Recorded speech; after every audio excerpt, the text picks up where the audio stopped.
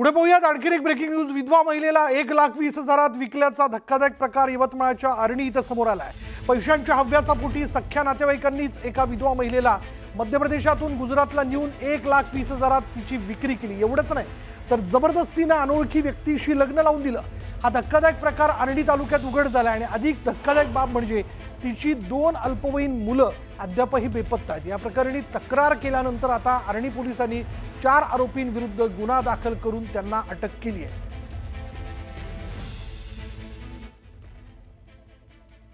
एका 43 वर्षीय महिलेने पोलीस स्टेशनला तक्रार दिली की तिला सन 2023 मध्ये तिचे दीर, सासू, सासरे आणि ननद आणि नंदोई हे मध्य प्रदेशमध्ये राहणार आहेत।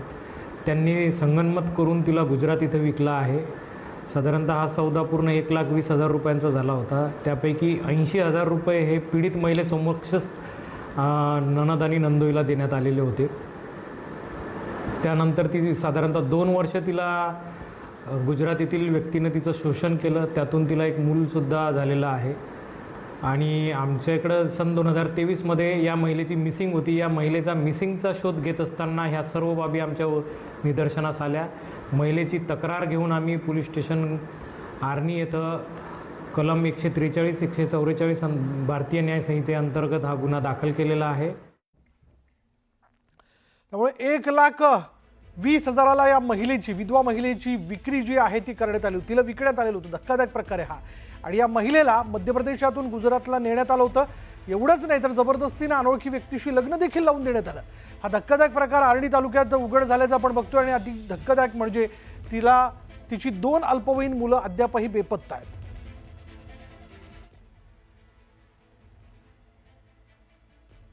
इथून म्हणजे माझ्या देरानं पावनपणाला म्हणून माझी ननद आलती।